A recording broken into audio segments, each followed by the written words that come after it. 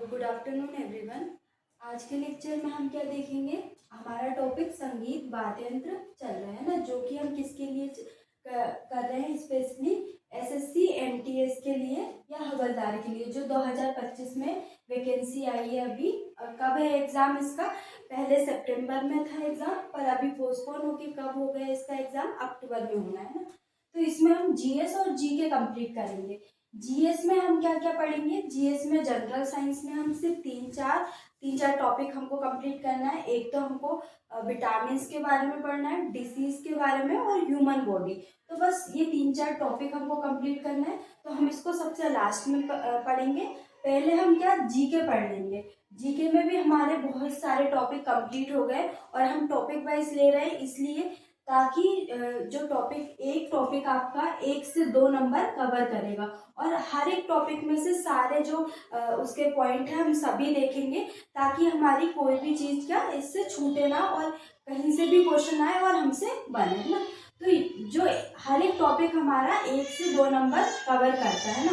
तो हमने सबसे पहले जो जीके है, जीके में सबसे पहले हमने ज्योग्राफी का पोर्शन दिया था ना। तो ज्योग्राफी में हमने क्या क्या चीज़ें पढ़ी थी, एक बार हम रिवीजन कर लेते हैं, ताकि क्या चीज़ें आपको याद रहे। और जो मैं आपको बता रही हूँ वो आप हमारे प्रीवियस लेक्चर में जाके उसको देख सकते हैं। तो हमने सबसे पहले ज्योग्राफी का टॉपिक कंप्लीट किया था। ज्योग्राफी में हमने सबसे पहले क्या पढ़ा था? सबसे पहले हमने नेशनल पार्क देखे थे। जो नेशनल पार्क है, इंडिया में कितने नेशनल पार्क है? 106 नेशनल पार्क है।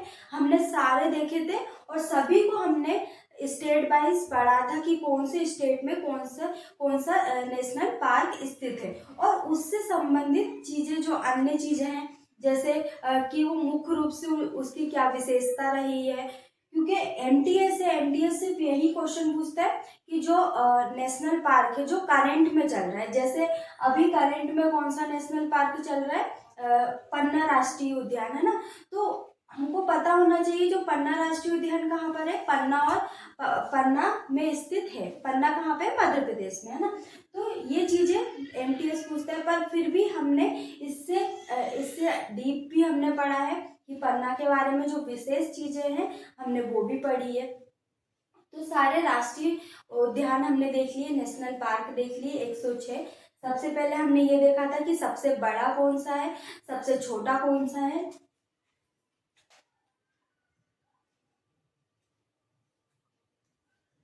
हमने देख लिया था सबसे बड़ा और सबसे छोटा कौन सा है ना। देन उसके बाद हमने क्या देखा था? सबसे फर्स्ट कौन सा है। तो सबसे फर्स्ट हमने देखा था, सबसे फर्स्ट कौन सा है? उत्तराखंड में है ना। उत्तराखंड का नेशनल पार्क है, ये हमने देखा था। सबसे बड़ा कौन सा है? जम्मू कश्मीर में है, हेमिस नेशनल पार्क, ये हमने देखा।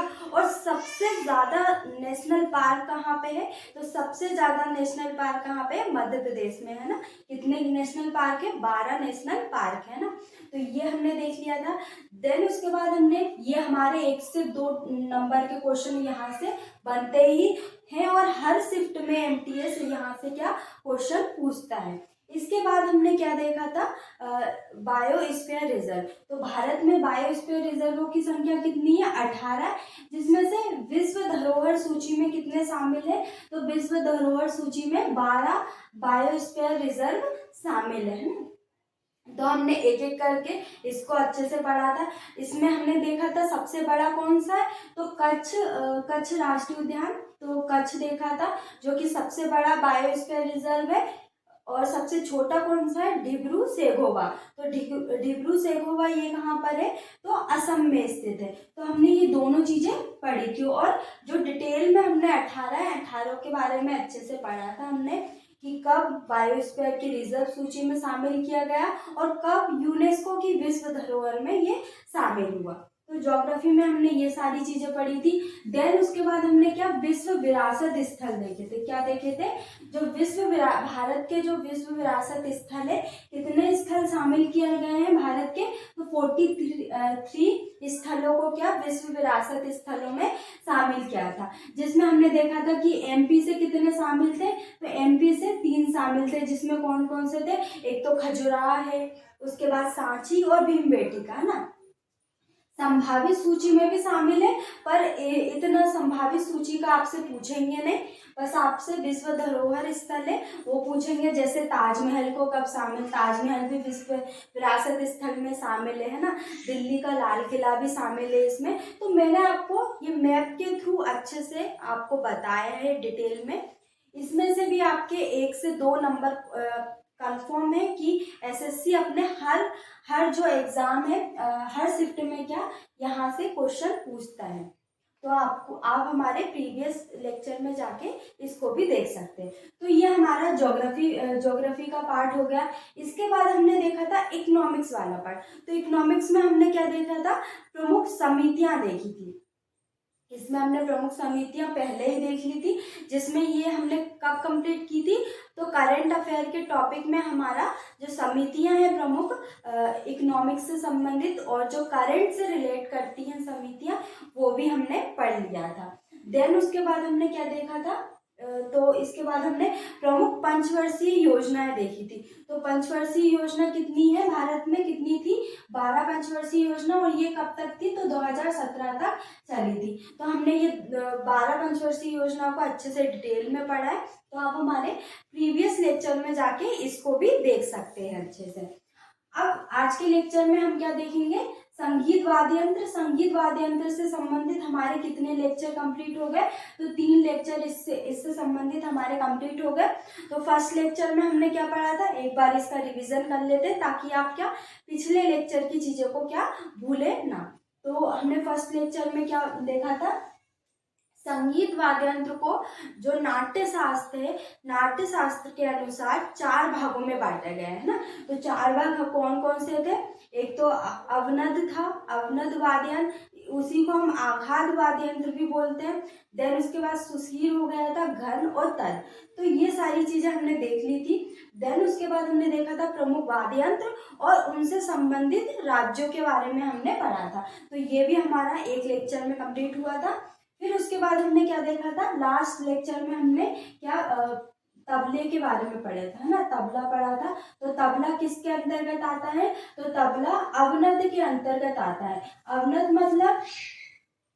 मतलब एक जिसमें क्या एक विशेष प्रकार की संगीतात्मक ध्वनि निकालने के लिए क्या किया जाता है, आघात किया जाता है, मतलब उसको मारा जाता है ना। तो अवनद उसी को कहते हैं ना। तो हमने अवनद से जो तबला है, तबले से संबंधित प्रमुख कलाकार देखे थे, जिसमें कौन कौन थे, एक तो अल्लाह रक्का खान था जो इम्पोर्टेंट थे। इसके बाद जाकिर हुसैन बहुत ज़्यादा इम्पोर्टेंट है और इनसे अभी क्वेश्चन बन सकते हैं, क्योंकि अभी इनको करेंट में 2024 में ग्रैमी अवार्ड मिला है और भारत रत्न भी मिला है, पद्मश्री, पद्म भूषण, पद्म विभूषण, तीनों ही इनको अवार्ड मिले हैं। तो इनके बारे में हमको याद रखना है कि जाकिर हुसैन का संबंध किससे है, किस वाद्य यंत्र से है।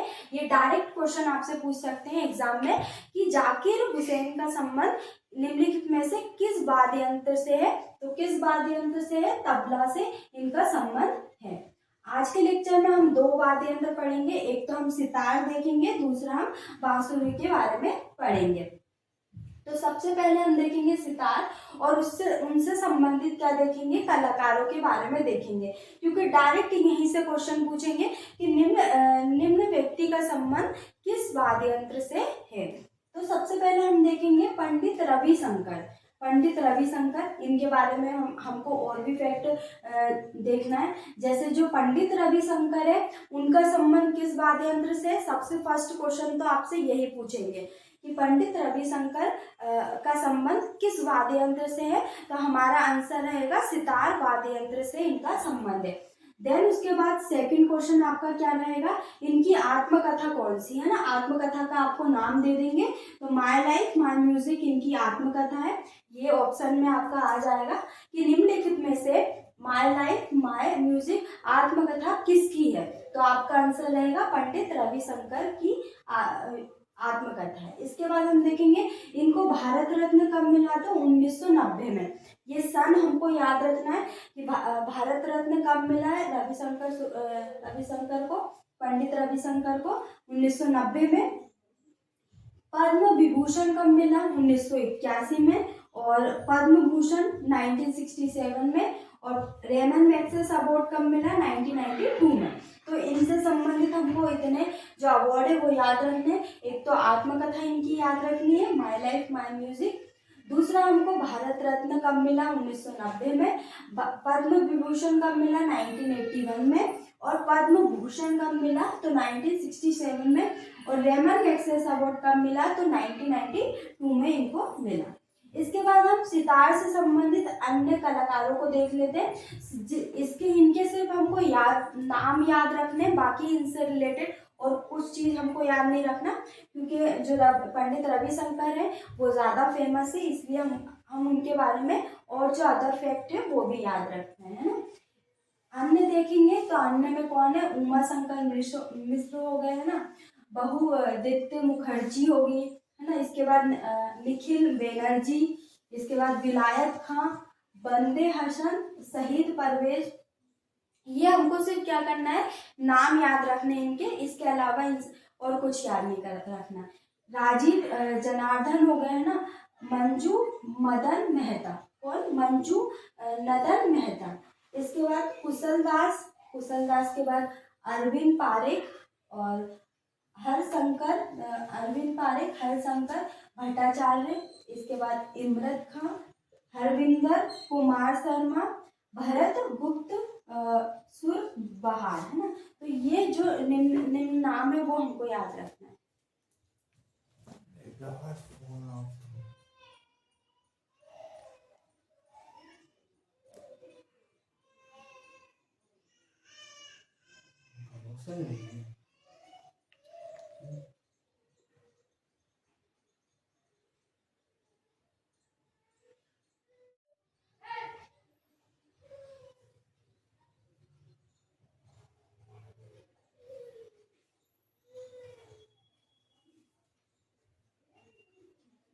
तो हमने जो सितार से संबंधित कलाकार है वो देखे। सबसे ज्यादा हमको पंडित रविशंकर को देखना है, ताकि यहाँ से क्या क्वेश्चन बनते हैं और एसएससी यहाँ से क्वेश्चन पूछ चुका है ना। तो हमको पंडित रविशंकर के बारे में चीजें याद रखनी।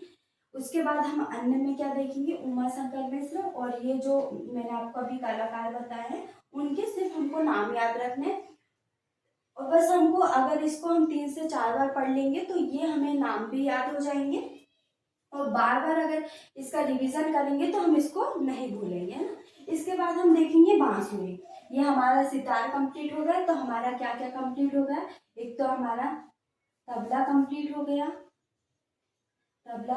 गया, इसके बाद हमारा सितार आज कंप्लीट हो जाएगा, और बांसुरी। तो ये तीनों जो वाद्य यंत्र है वो हमारे कंप्लीट हो गए, और इनसे संबंधित कलाकार भी हमारे कंप्लीट हो गए।